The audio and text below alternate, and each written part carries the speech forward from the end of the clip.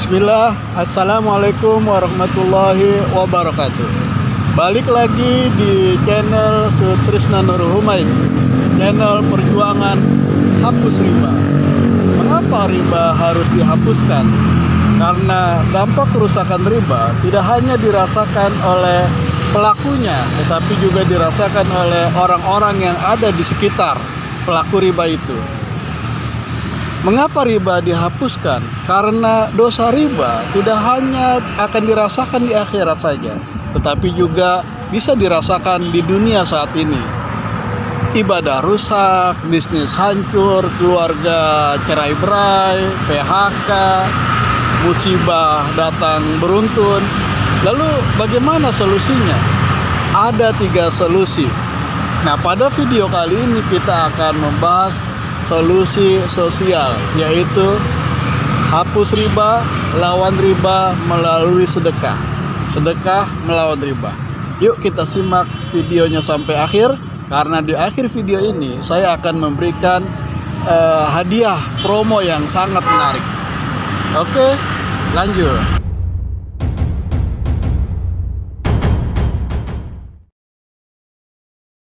Al-Quran mengabarkan bahwa Allah musnahkan riba dan suburkan sedekah. Yamhaqullahu riba wa yurbis shadaqat. Wallahu la yuhibbu kulla kafarin azim. Allah memusnahkan riba dan menyuburkan sedekah.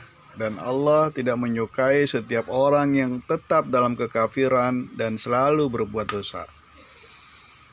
Pada ayat itu, Allah menyandingkan 2 kata, riba vs sedekah.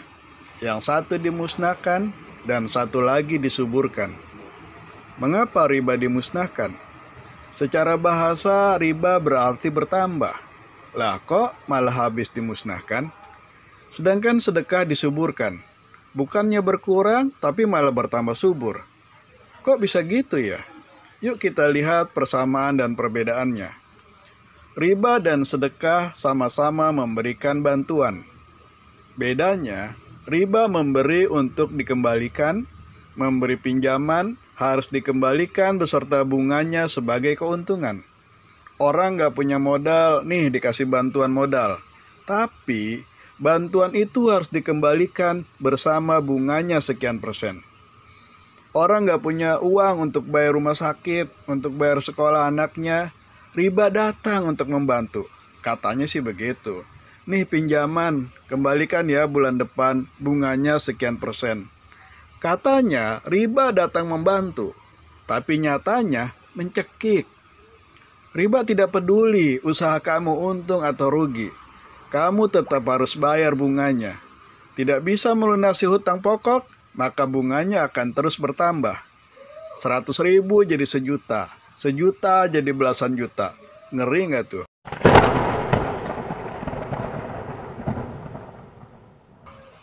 Maka, tidak heran orang kemudian panik. Gali lubang, tutup lubang, cari bantuan. Coba kamu dengar baik-baik. Mereka cari bantuan, tapi yang datang lintah darat, menghisap darah sampai kering. Maka tidak heran kemudian ada orang yang bunuh diri karena terjerat hutang riba. Riba memberi dengan meminta kembali lebih banyak. Riba itu pura-pura menolong, padahal cari untung.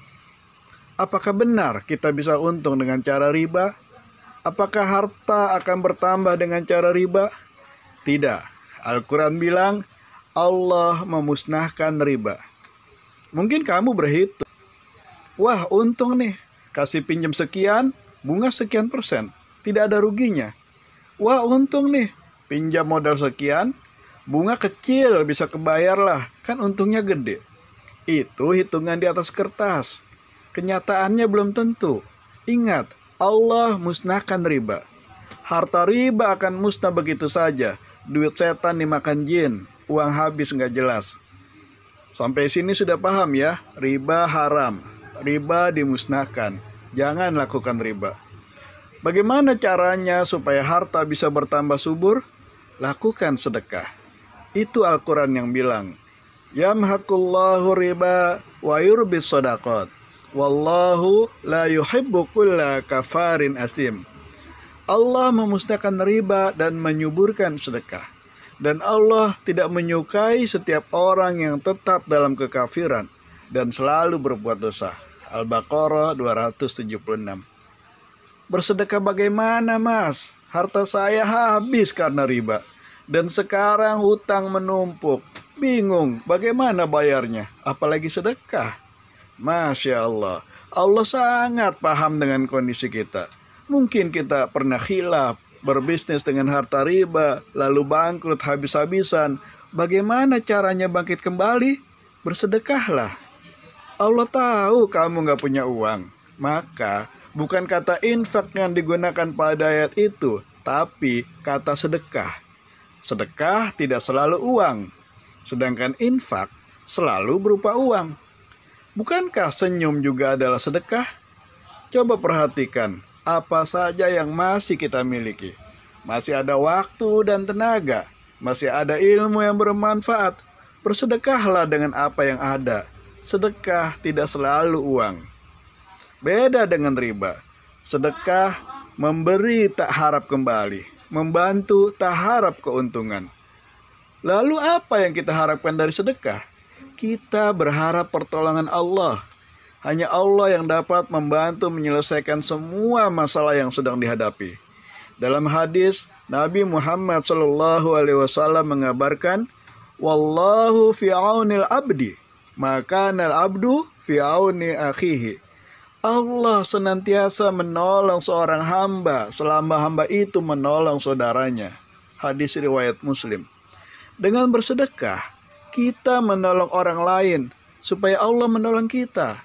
Meskipun hanya sedekah kecil, hanya sedekah sebaris senyum, Allah akan suburkan sedekahmu itu. Bukankah pelanggan banyak yang senang jika kamu melayani dengan senyum? Bukankah orang lebih suka bekerja sama denganmu jika wajahmu terlihat bahagia penuh senyum? Tambah lagi dengan sedekah waktu, sedekah tenaga, sedekah ilmu. Menjadi reseller marketer itu juga sedekah. Mungkin fee-nya tidak seberapa, tapi karena niatnya sedekah waktu, sedekah ilmu dan tenaga untuk membantu para UMKM, Allah akan suburkan sedekahmu itu. Yamhaqullahu riba wa yurbis shadaqat. Wallahu la yuhibbu kulla kafarin atim. Allah memusnahkan riba dan menyuburkan sedekah.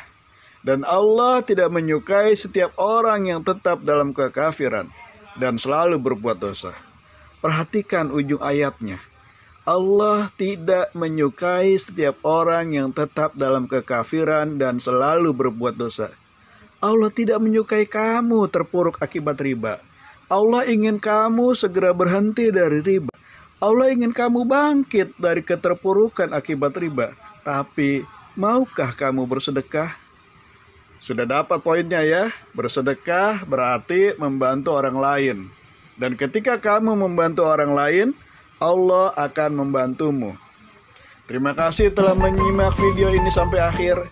Dan seperti janji saya di awal, ada hadiah promo untuk Anda yang setia di channel ini. Yaitu beli madu Gebi 3 botol, gratis 1 botol. Madu murni dengan kualitas terbaik. Madu Sialang Hutan Riau. Terima kasih. Sampai jumpa pada video selanjutnya. Wassalamualaikum warahmatullahi wabarakatuh.